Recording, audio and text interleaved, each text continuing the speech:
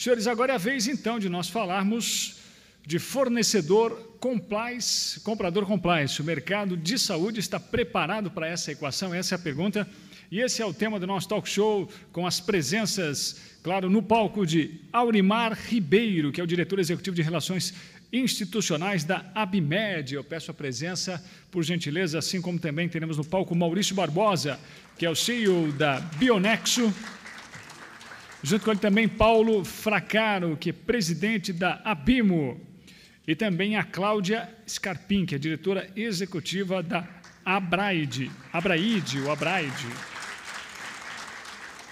E, claro, a moderação deste debate caberá ao diretor executivo da ANAP, o senhor Carlos Figueiredo. Pedimos a presença, o WhatsApp Apostos, também para a gente continuar seguindo. Aurimar Pinto. Obrigado.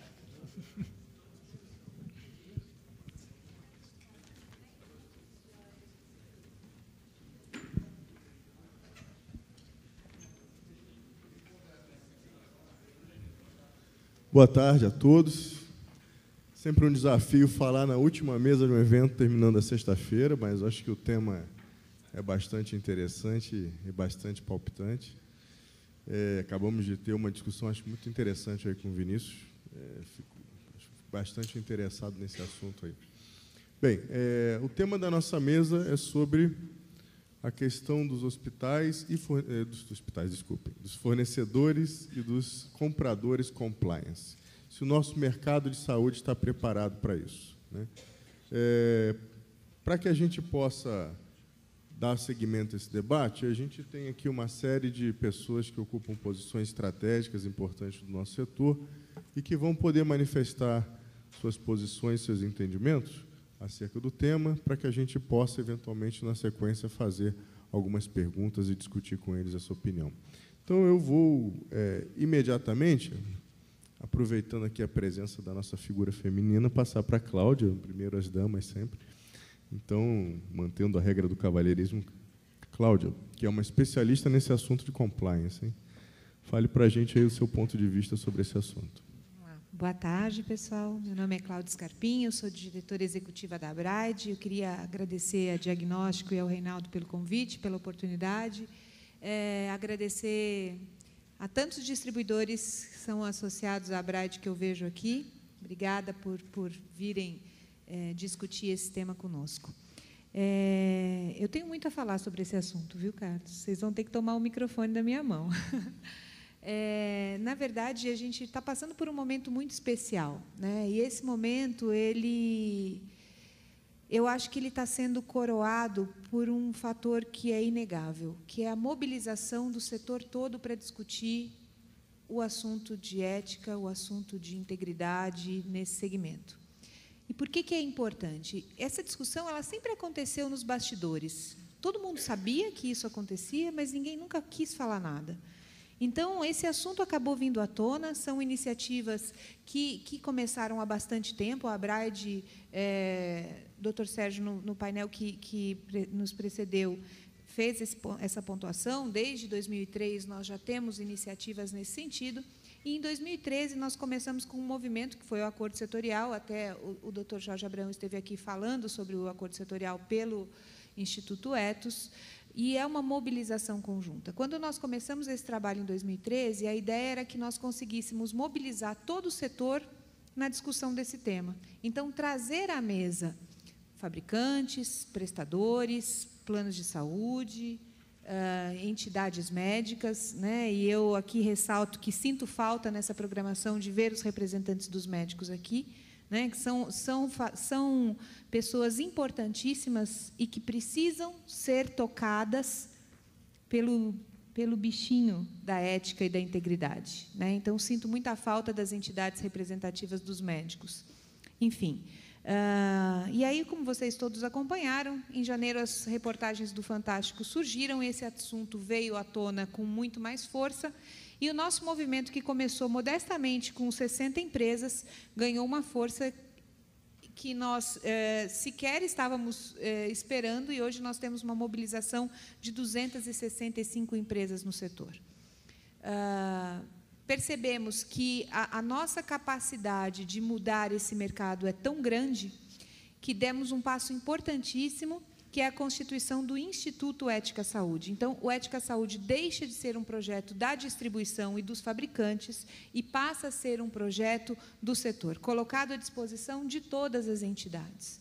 Então, como vocês viram nas palestras anteriores, que falaram sobre o tema, esse acordo setorial está fundamentado num canal de denúncias, que é gerido por uma empresa absolutamente independente de gestão de riscos e que tem um comitê de ética formado por pessoas também independentes e que não tem qualquer vinculação com o setor. Hoje, eu trouxe até uns números aqui para dividir com vocês. Hoje, no canal, nós já recebemos cerca de 250 denúncias. Dessas 250 denúncias, 60% dizem respeito a pagamento de profissionais de saúde, cirurgiões, médicos e dentistas, que são ligadas ao uso de material. 20% diz respeito à remuneração hospitalar, às taxas de comercialização. E 20% são outros, materiais sendo utilizados com reesterilização, quando deveriam ser descartados, uma série de outras denúncias. Tá?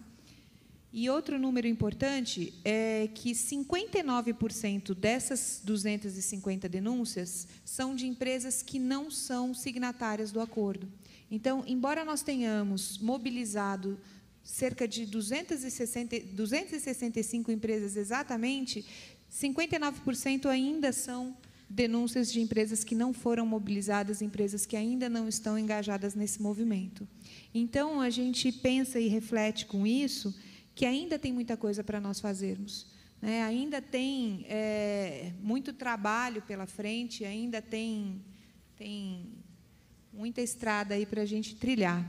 Então, eu deixo para a gente discutir esse tema e já deixo a provocação para os meus colegas, justamente no sentido de entender o que cada um de nós está fazendo por esse setor, Porque a gente, uma coisa é nós discutirmos isso filosoficamente, outra coisa é nós efetivarmos essas atividades. E eu tenho muita satisfação de ver um movimento dessa proporção sair da cadeia de distribuição. Porque é muito fácil de culpar o distribuidor. Ele está lá na ponta. E ver esse movimento nascendo dentro da cadeia de distribuição me dá muita satisfação e, mais do que isso, me dá muita esperança. E é isso. Obrigado, Cláudia. Dentro dessa perspectiva ainda de avaliar o quanto estamos prontos no setor saúde para trabalhar essas relações de compliance, tanto do lado de quem vende quanto de quem compra, sempre fica aquela questão de que muitas organizações no Brasil acabam desenvolvendo seus modelos de compliance, suas estruturas, mas que, no fundo, muitas vezes isso fica só no papel. Isso não é algo de verdade, e isso é diferente do que a Cláudia acabou de nos mostrar agora, que existe um processo de apuração, de identificar quais são os tipos de condutas e coisas desse tipo. E eu queria, dentro dos 10 minutos de cada outro palestrante que venha falar, participante da nossa mesa, que pudesse ponderar também essa questão da implementação, fazer compliance de verdade, não fazer um compliance só no papel, para que dizer que tem um documento de compliance, então eu estou livre de tudo. Não. Como, de fato, a gente pode fazer essa avaliação. Aí eu queria pedir para o Aurimar comentar esse assunto um pouquinho para a gente, Aurimar, e sua visão. Boa tarde a todos. Estou aqui representando a ABIMED. A ABIMED é uma associação das indústrias de produtos para a saúde de alta tecnologia. Ela é formada por aproximadamente 180 empresas e representa por volta de 65% do mercado.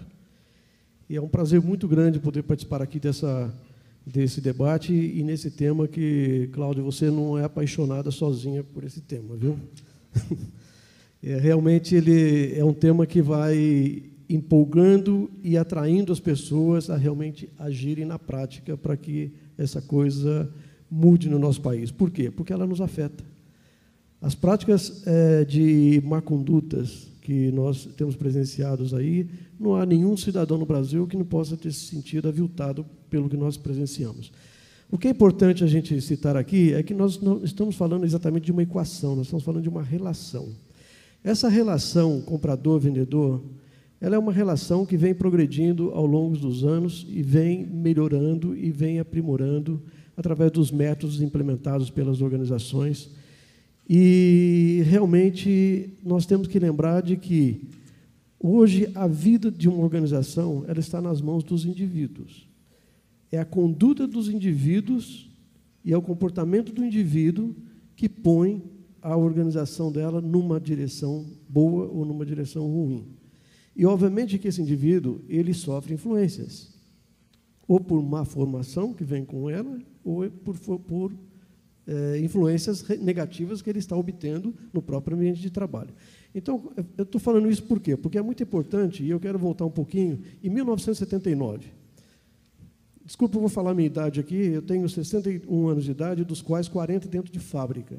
Eu vivi 40 anos trabalhando em indústria, e presenciei, na década de 70 e 80, e vivenciei a implementação das teorias do Crosby.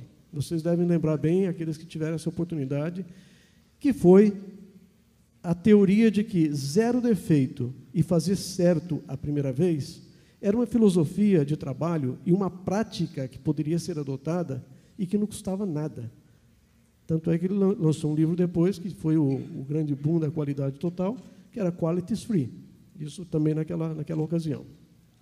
Por que eu estou dizendo isso? Porque por trás dessa filosofia, que foi um sucesso na implementação dentro das indústrias, que regulou a relação indústria-fornecedor, e que esse é um caso resolvido dentro das organizações, das indústrias, e que as indústrias hoje brasileiras não devem nada em produtividade para as indústrias internacionais, elas estão nos índices aí de 98% de produtividade e de eficiência.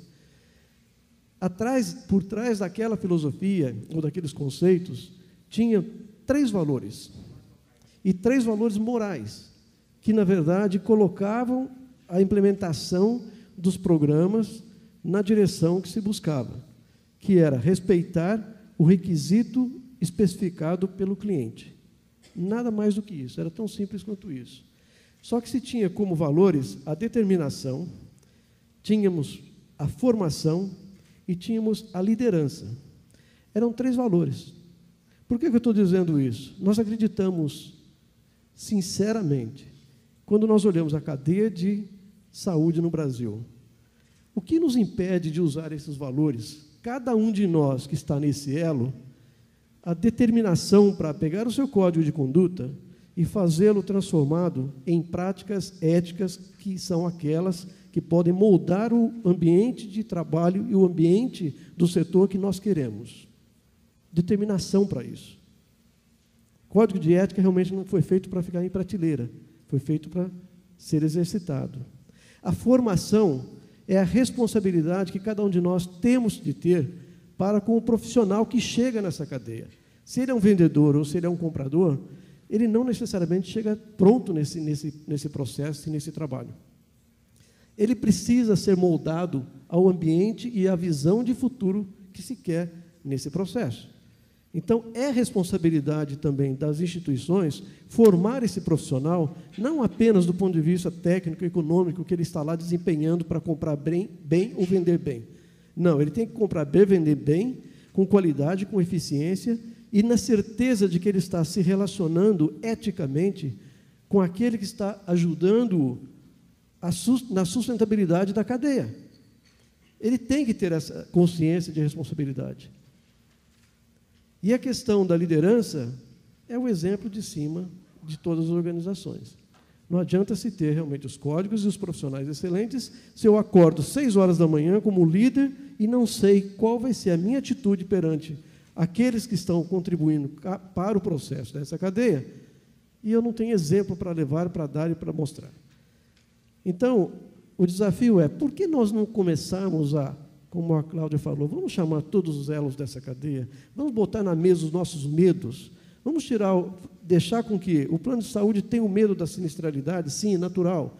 A indústria tem o medo do controle excessivo, regulatório, natural. O distribuidor tem um medo de ser mal compreendido pelo serviço que presta, natural. O hospital tem medo de não ser remunerado justamente pelo serviço que presta, natural. Então, vamos colocar os medos na mesa e vamos colocar a nossa disposição e determinação e realmente nos comprometer, pelo menos com 3 valores, só 3, e transformemos esses valores. Eu vou falar um palavrão aqui. Transformemos esses valores em indicadores de desempenho nossos. Por que não medimos a nossa capacidade de determinação, de formação e de liderança? E começamos por aí. Todos os elos da cadeia. Para começar o nosso diálogo. Obrigado, Arimar. Fracaro, e você? Qual é a sua visão sobre o assunto? Você acha que estamos prontos, Fracaro? A minha visão, eu diria que começou essa noite às 2h30 da manhã. Tem uma mulher que é ligada em regime. Tem um cachorro que tem um olfato desgraçado e dorme no corredor que liga meu quarto até a cozinha. Na minha idade é comum ter fome, às vezes de madrugada. Levantei, abri a geladeira, fui pegar uma fatia de presunto. Antes que eu enfiasse na boca, o cachorro já foi latindo para a cozinha, querer repartir o presunto. Minha mulher, escutando o latido do cachorro, levantou, chegou até a cozinha, eu já tinha engolido o presunto, e perguntou: o que se passa aqui? Eu falei: nada. Mas como nada? O cachorro latiu. Alguém está mentindo aqui. Eu falei: é o cachorro.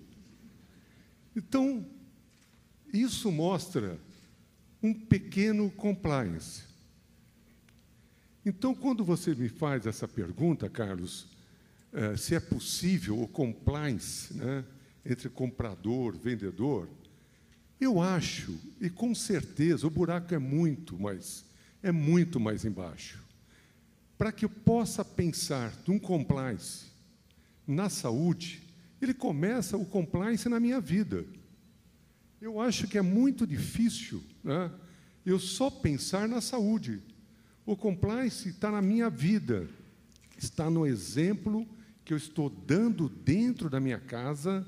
Se eu paro o carro num lugar que eu não deveria parar, se eu tento comprar um guarda por só 5 minutos, ou se eu vou numa loja sem recibo, é mais barato, eu compro sem recibo, e a minha família assistindo todo esse posicionamento meu. Então, aí eu chego na minha indústria, se eu a tivesse, é lógico, né? Hoje eu só presido uma entidade, aí eu tento transferir uma honestidade que ela não faz parte do meu dia a dia.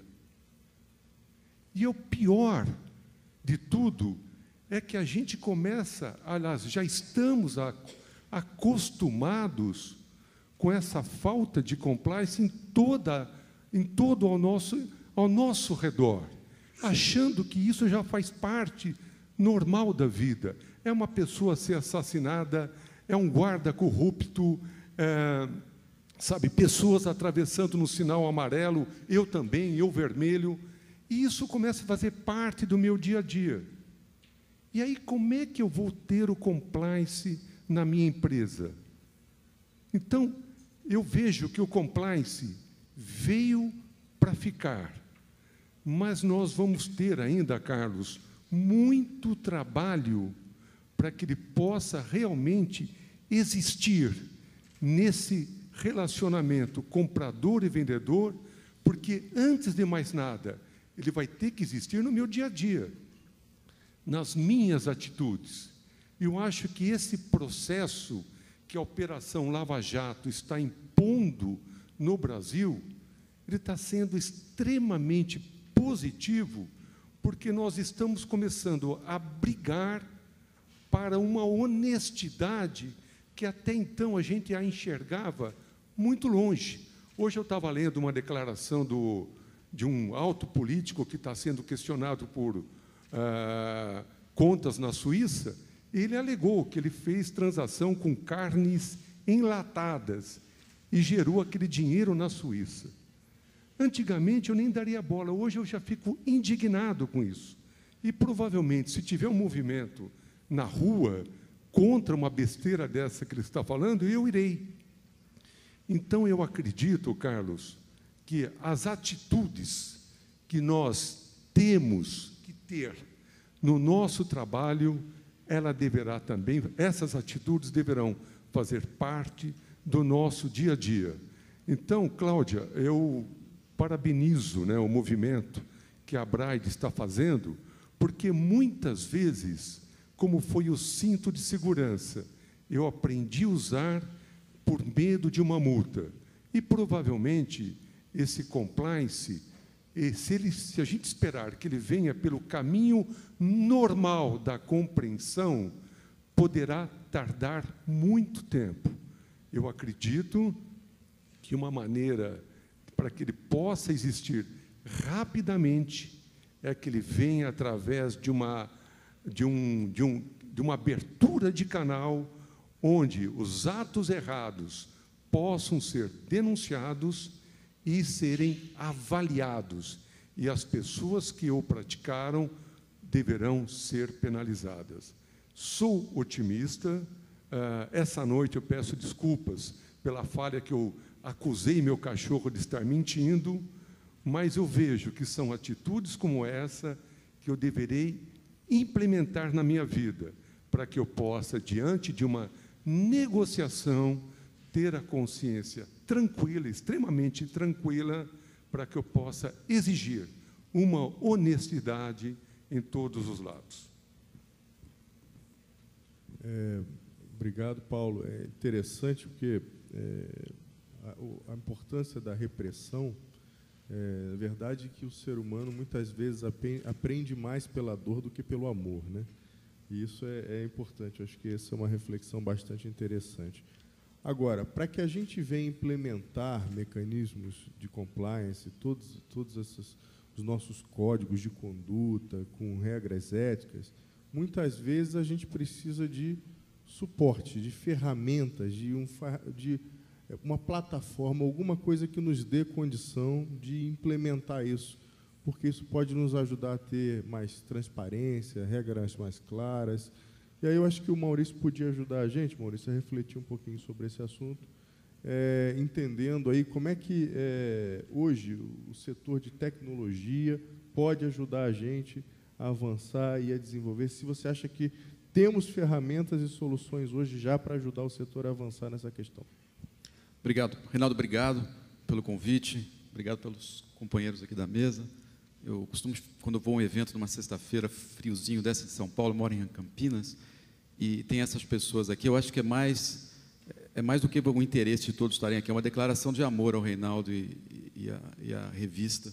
Eu acho que nós também, coletivamente, estamos fazendo uma declaração de amor ao Reinaldo e a própria iniciativa, Reinaldo, que você sabe quanto isso me inspira a minha história pessoal e a história da companhia, né? Para quem não entende, o Bionex é uma coisa muito simples, surgiu no ano 2000, que convidava aqui Paulo, que tinha um hospital lá na Bahia, e falava, chama seus fornecedores e conecta todo mundo aqui. Aí chamava a Cláudia. Cláudia, que está aqui em São Paulo, conecta seus fornecedores nessa mesma plataforma e deixa seus fornecedores falarem com o hospital aqui da Bahia. Muito simples, precisava de tecnologia. Ano 2000, a internet estava surgindo. Nós começamos a fazer isso no ano 2000, com soluções clouds, com soluções mobiles, agora, não lá, porque não tinha mobile no ano 2000. Vocês podem imaginar o que era no ano 2000 e a Bahia, e num dos hospitais da Bahia, e falar, olha, vocês compram online, por internet, lembra daquela linha de escada, que caía toda hora? Era esse o modelo tecnológico da época. A gente acreditava que isso um dia ia passar, e que os hospitais iam entender de que, fazendo uma comunidade robusta, ele poderia comprar de maneira mais eficiente, de maneira mais competitiva, eliminando tudo que a gente ouviu dos últimos 2 dias, de ineficiência, de cartel, porque o nosso objetivo principal é que o hospital, público ou privado, pudesse comprar melhor, para gerar mais receita para o próprio hospital, para chegar na assistência. Essa é a lógica. E a gente enfrentou, que vocês podem imaginar, todo tipo de dificuldade nesses últimos 15 anos. A companhia é jovem, tem 15 anos. Para vocês terem uma ideia, nós estamos em 5 países, começou um projeto Brasil, nós estamos na Espanha, no México, na Colômbia e na Argentina. Há uma comunidade em torno de hoje 1.600 hospitais. Só no Brasil são 1.000 hospitais. E é muito interessante esse aprendizado, Paulo, porque em um determinado momento no interior da Bahia, não do Ceará, no caso, um evento pequeno, um hospital levanta o braço e diz o seguinte: eu queria agradecer a Bionexo, porque você nos libertou, você, a entidade, o serviço.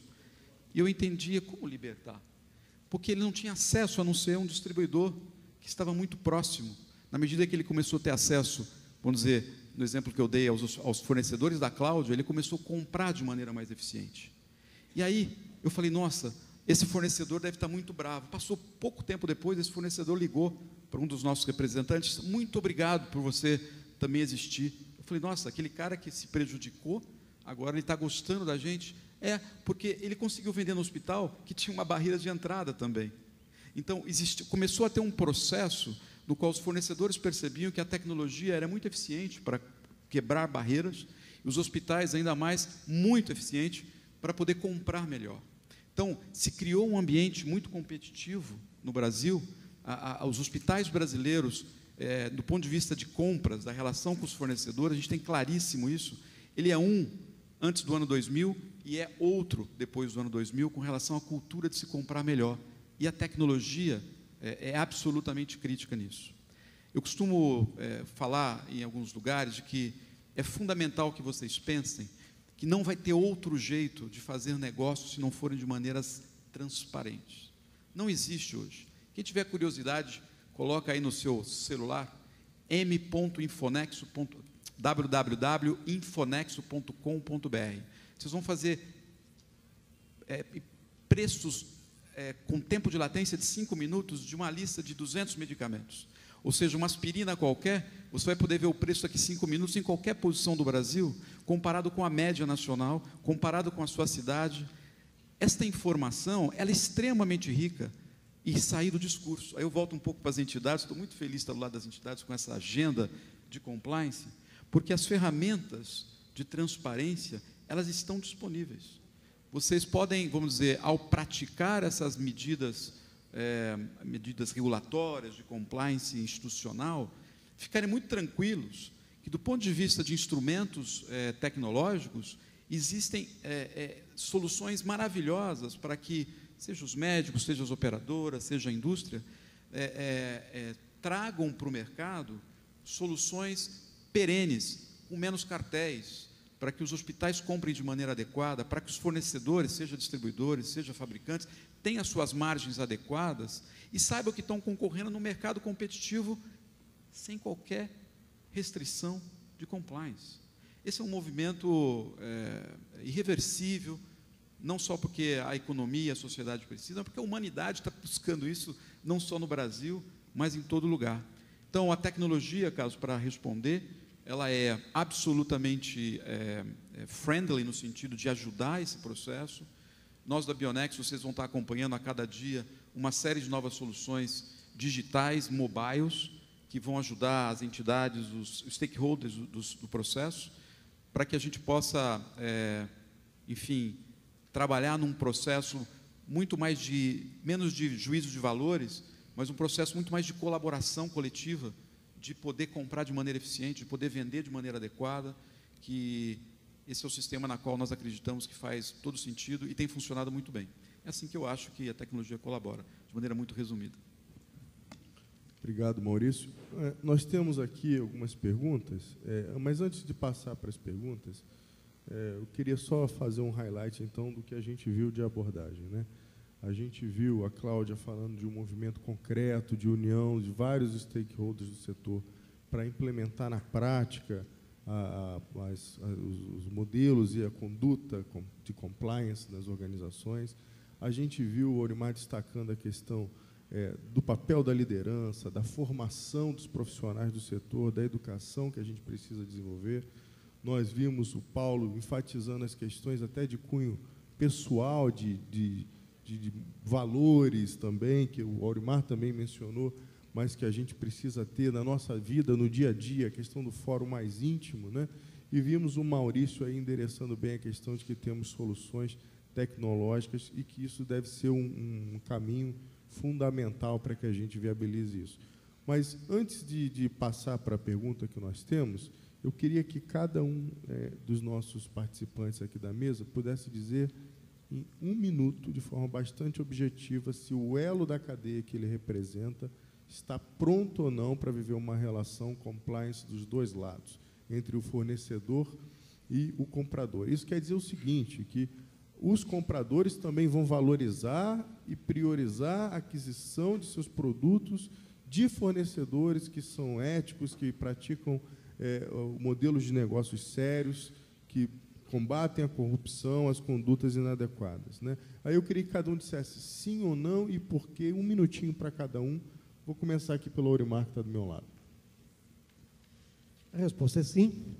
E eu diria, a BIMED ela tem tido uma atividade bastante intensa na aplicação do Código de Conduta, que desde 2006 vem sendo atualizado a cada 2 anos, por força até do Estatuto nosso, como já foi mencionado aqui pelo Fabrício anteriormente, e uma intensa agenda de treinamento dos nossos associados, no que diz respeito ao benefício para o sistema e o quanto a sustentabilidade do sistema poderia ser beneficiada ao ser seguido o que preconiza o Código. Além disso, nós temos tratado do tema de relações comerciais no sentido de que a gente tem que respeitar essa relação, seja ela de comprador ou de vendedor, e respeitar a autonomia que esses profissionais precisam ter, porque ferramentas legais e ferramentas de compliance, para dar a ele essa autonomia e ele ter uma atuação correta, ele tem. Então, eu acho que é esse esforço de corpo a corpo, manter viva essa preocupação e essa demonstração de compromisso por parte do seu elo da cadeia. Paulo, vamos para outra ponta? Olha, eu acho que vou fazer uma analogia. Temos um avião fabricado, checado, pronto. Temos todo o manual de conduta do piloto. O piloto foi treinado. O tempo está um céu de brigadeiro. Ou seja, temos todas as condições para levantar voo. Mas dependemos de um item chamado ser humano. Então, eu acredito, o Carlos, pela sua pergunta, está tudo pronto. E o ser humano é que vai definir se esse avião vai levantar voo e vai atingir seu objetivo ou não. Nós, dentro da nossa entidade ABIMO, lançamos o código de conduta, o manual, oferecemos o treinamento para as empresas, ou seja, está tudo preparado. Então, dentro de um otimismo, eu acredito que iremos ter o sucesso. Maurício? Eu acho que é um processo de aprendizado, né? Tem uma geração bastante jovem, uma geração millennial que está chegando nas lideranças das indústrias, dos fornecedores, dos hospitais, dos médicos. Essa é uma geração que eu estou bastante esperançosa de que possa fazer uma transformação nesse campo. Eu acho que instrumentos de governança, de compliance que as entidades estão se propondo agora a publicar, elas, per se, não resistem muito tempo, se não tiver essa nova geração tomando conta, trazendo um pouco desses conceitos que o Paulo falou, de realmente transformação, né? Eu não acho que está pronto, acho que está em construção, acho que tem um longo caminho, mas é irreversível. Cláudio, os distribuidores estão prontos, sim ou não? Opa! Estamos prontos. Na verdade, na semana passada eu participei num evento, inclusive que você estava, e eu assisti uma palestra que eu nunca mais vou esquecer. Era um senhor canadense e ele colocou a foto daquele avião que pousou no Rio Hudson, em Nova York, e tinha lá o piloto do avião conduzindo todos os passageiros para saírem. Logo em seguida, no slide seguinte, ele colocou a foto daquele navio italiano em que o comandante deixou a tripulação, deixou todos os passageiros lá e 28 pessoas morreram. E qual é a mensagem que ele deixou? Liderança importa, e muito. Então, quando a gente pensa nas instituições, né, as instituições não conseguem controlar as atividades de cada um dos seus associados. Essa é uma dificuldade que eu penso que todos nós aqui enfrentamos, né? Como instituição, todos nós enfrentamos. Mas o nosso papel é dizer qual é o melhor caminho. É dizer, a sustentabilidade está aqui, ó, esse aqui é o caminho que a gente tem que trilhar. Esse é o papel da instituição, esse é o papel das associações. Então, a associação, sim, está muito preparada e nós estamos desprendendo todos os esforços para preparar os nossos associados. Então, eu estou muito confiante. Eu nunca pensei que eu pudesse ver um movimento desse tamanho. Eu adoraria, eu até anotei para falar isso aqui, que a mudança viesse por conta dos princípios, né, que a mudança viesse de dentro. E, pegando a sua fala, eu penso que a repressão ainda é importante, né? Nós vamos precisar desses mecanismos. Eu adoraria que não precisássemos ter um canal de denúncias e eu adoraria não ver a estatística de 250 relatos. Mas, infelizmente, é uma realidade com a qual nós temos que lidar. E ainda bem que nós estamos lidando. Ainda bem que a gente conseguiu ter a coragem de colocar a cabeça para fora e falar, nós temos que resolver e nós temos que discutir sobre esse assunto, de uma maneira ou de outra. Cada uma das instituições tem o seu papel. Então, eu repito, liderança importa. E cada um de vocês, dentro das suas companhias, são líderes, de uma maneira ou de outra, do seu departamento, do seu setor, ou no nosso caso, do segmento, cada um de nós tem um papel de liderança muito importante. Então, é isso. Bem, eu não sou um dos expositores aqui, eu sou o mediador, mas, Reinaldo, eu posso comentar a posição, a minha visão sobre os hospitais, se eles estão prontos? Bem, a minha resposta é não. Eu acho que, sendo bem franco, eu acho que hoje os hospitais ainda não estão prontos para lidar com essa relação, como a gente imaginou, totalmente compliance. É um processo que tem muito que amadurecer em termos de governança clínica, governança corporativa, de políticas, regras de negócios, né? Temos muito que desenvolver em termos de educação e formação de profissionais, né? A gente vive um cenário, um modelo de negócios do setor que é muito deletério, né? Muito ruim, né? A relação hoje comercial entre quem vende serviços de saúde e quem compra esses serviços de saúde é pautada por um modelo de negócio e comercial que não gera os incentivos adequados. Então, muita coisa tem que mudar para que a gente possa avançar e ter, de fato, um mercado de saúde, para mim, na minha opinião, pautado pela visão do mecanismo de compliance que a gente espera, né?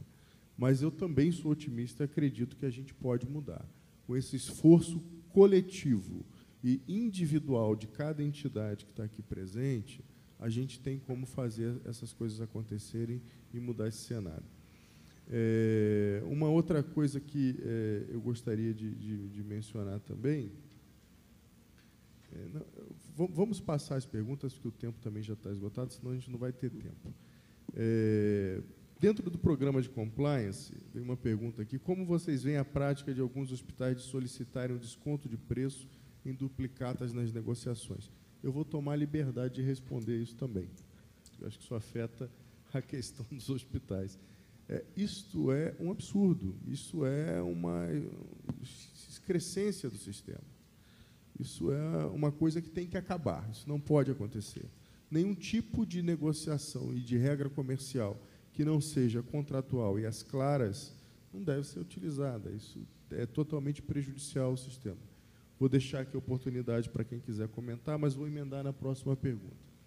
O que pode ser feito para que as disposições do ajuste SINEF 11, Cláudio, de 15/8/2014, relativas à informação da utilização de materiais em cirurgias dentro do período de apuração do imposto para efeito de faturamento, sejam efetivamente cumpridas?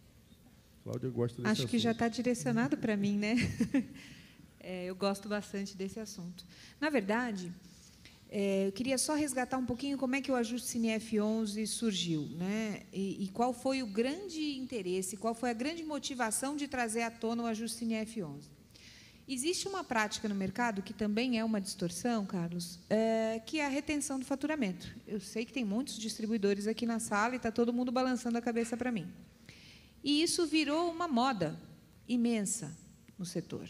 Então, o que acontece? A cirurgia é realizada hoje, dia 6 de novembro, seja o hospital, seja a fonte pagadora, qualquer que seja, eminentemente privada, né, mas qualquer que seja a fonte pagadora,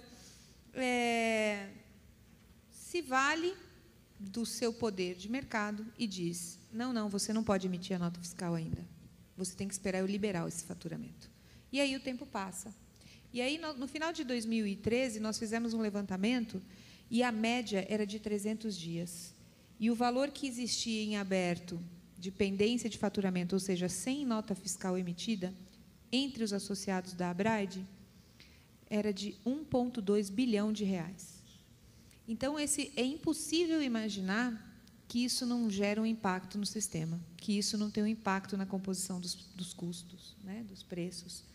Então, o ajuste Cine F11, na verdade, ele veio para tentar dizer, embora a legislação já existisse, né, porque você tem o princípio da apuração dos impostos dentro da competência, da prestação de serviço, da venda efetivamente, né, e você tem a rastreabilidade da Anvisa, que se dá pela emissão da nota fiscal. Então, vamos imaginar em situação esdrúxula em que haja um recall de uma fábrica, de um material que pode ter um problema, de uma cirurgia realizada há 3, 4 meses atrás, em que não há nota fiscal emitida. Como é que funciona isso? Isso é um problema gravíssimo, né? Só que virou uma prática do mercado muito comum, das fontes pagadoras usarem esse dinheiro e trabalharem com esse dinheiro, sob pena de retaliação. Então, todo mundo diz, mas é só a nota fiscal é eletrônica, é só você ir lá e emitir. Emite, no dia seguinte você não vende mais lá. Então, isso é um problema muito sério. E nós trouxemos o ajuste Cine F11, fomos buscar o ajuste Cine F11, e aqui trabalhamos em parceria de extremo sucesso com a Abimed, nesse caso, para nós tentarmos trazer luz a essa situação. Então, hoje, ainda temos problemas. Embora o ajuste esteja aí, seja uma legislação, nós ainda recebemos inúmeras reclamações e verificamos na prática isso acontecendo com várias fontes pagadoras. Então, é um problema que precisa ser trazido à tona. Nós fizemos uma denúncia há 1 ano e meio na Agência Nacional de Saúde Suplementar e estamos levando essa denúncia também ao Tribunal de Contas da União, que tem como clientela a própria ANS. Então, a ANS não deu conta de verificar isso e nós estamos levando essa informação também ao Tribunal de Contas para tentar resolver. Mais alguém gostaria de comentar esses 2 pontos que foram abordados? Então, eu vou passar para a próxima pergunta. Uma pergunta diz o seguinte, hospitais, empresas de plano de saúde, operadoras, de uma forma geral, e distribuidores, fabricantes, se unem cada vez mais para implementar seus programas de compliance em busca da ética, né, no qual todos eles estão envolvidos. E aí, em que momento os médicos serão envolvidos? Essa é a pergunta, né? Vocês acham que em que momentos a gente consegue trazer os médicos para dentro desse projeto, envolvendo eles, junto com essas organizações, nas questões de compliance?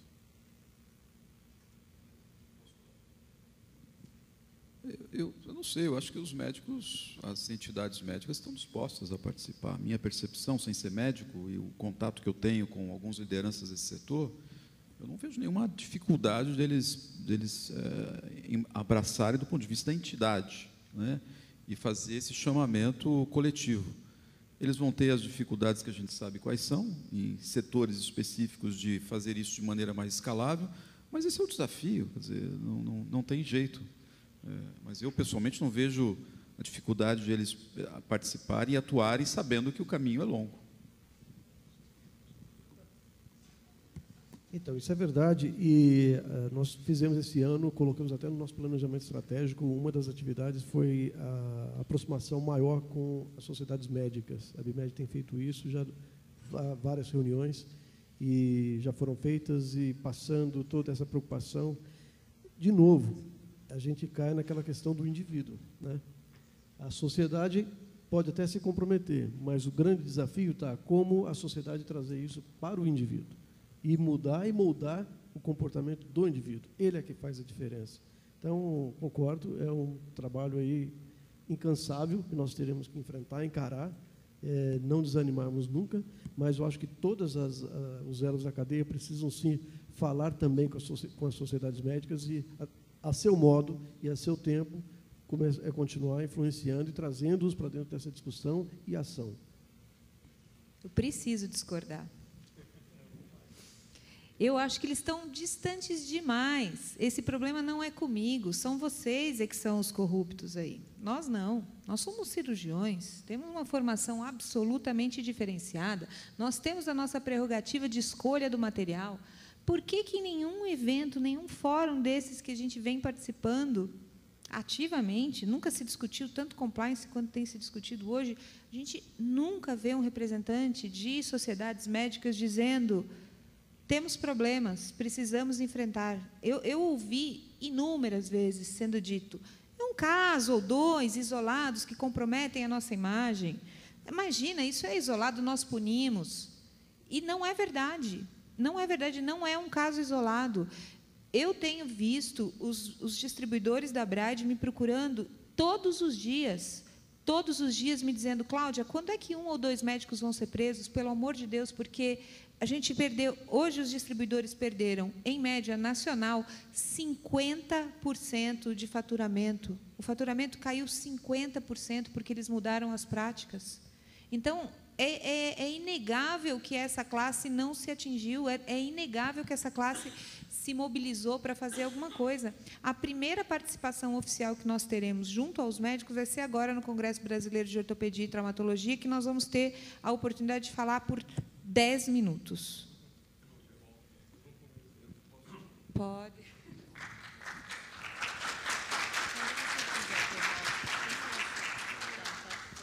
Eu acho que, na verdade, eu não vejo a Cláudia discordando, pelo contrário.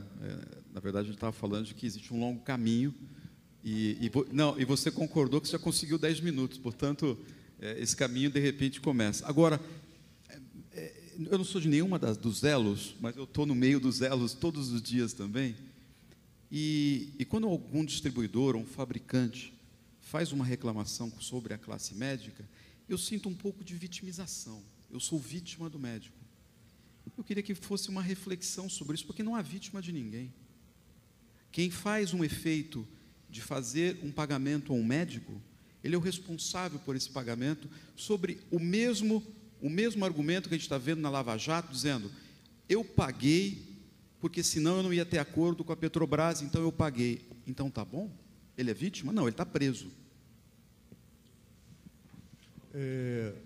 O nosso... Não, só para terminar, completar uma informação. Cláudia, eu tive a oportunidade de participar da questão de 60 dias ou 70 dias numa reunião da AMB.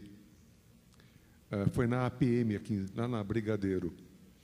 E, para minha surpresa, os médicos, um deles fez uma apresentação e constatou numa pesquisa feita por eles, se eu não estiver equivocado, 60% ou 50% dos médicos pesquisados tinha um envolvimento com algum fornecedor. Mas havia uma preocupação neles, de como terminar isso. Então, eu acho que é através de um convite mais massivo das entidades a participarem. Elas deveriam estar conosco nessa mesa aqui agora, porque é através delas que nós vamos poder fazer uma força que vai chegar individualmente nos médicos. Então, eles estão abertos e preocupados. Infelizmente, o nosso horário já está encerrado. eu vou pedir, tem uma pergunta específica aqui para a Bionexo, que procurem o Maurício aqui na saída para que ele possa responder, sobre sigilo de informação da plataforma, Maurício. Pedir a quem formulou a pergunta que pergunte diretamente ao Maurício. E tem mais uma pergunta também direcionada à Cláudia, que não vai dar tempo da gente fazer, eu também peço que procurem a Cláudia para conversar. Eu só queria deixar uma última reflexão sobre um assunto que foi abordado aqui por todo mundo, que é o papel da liderança. Eu li recentemente, deve ter umas 2 ou 3 semanas, um artigo na Folha de São Paulo, que agora também não me recordo exatamente quem escreveu, mas ele dizia o seguinte, em suma, a questão da força e do exemplo da liderança. E ele fazia uma reflexão sobre quando as lideranças de um país praticam condutas irregulares de corrupção, o impacto que isso tem na sociedade. E ele dizia o seguinte, que, de uma forma geral, quando isso acontece, segundo estudos que foram realizados em vários dos países, em vez disso gerar uma sensação de revolta e de luta da população contra a corrupção, isso acaba gerando um movimento contrário, porque todo mundo se torna mais flexível a condutas inadequadas, numa escala inferior, talvez, mas isso vai permeando a sociedade pela força do exemplo da liderança, na liderança com práticas inadequadas do ponto de vista negativo. Então, o seu referencial muda quando a liderança ele pratica uma conduta inadequada. Então, acho que isso é uma reflexão para a gente reforçar a questão que foi colocada aqui para todo mundo sobre o papel da liderança, das nossas entidades. Agradeço a todos aí a oportunidade de estar aqui. Essa mesa, a gente está todo mundo aqui gostando de falar à vontade bastante, mas vamos encerrar devido ao horário. E muito obrigado, bom retorno a todos. Muito obrigado por estarem aqui. Senhores, obrigado. Quero cumprimentar essa última mesa que nós tivemos aqui, ao Limar Ribeiro, ao Paulo Fracaro, quero cumprimentar o Maurício Barbosa também, a Cláudia Scarpim, enfim, ao Carlos Figueiredo, a todos os senhores membros. E, claro, a presença de cada um de vocês, né? Chegamos ao fim de mais uma edição do Fórum Hospitais Compliance. Em nome da revista Diagnóstico, eu agradeço imensamente a presença, o carinho de vocês, a atenção e, sem dúvida alguma, dizer que foi uma honra participar desse encontro e eu espero revê-los todos, em 2016, com toda a força e levando aí essa discussão que é de fundamental importância para o setor. Amigos, sucesso e até a próxima. Obrigado por tudo. A gente se encontra, se Deus quiser. Obrigado.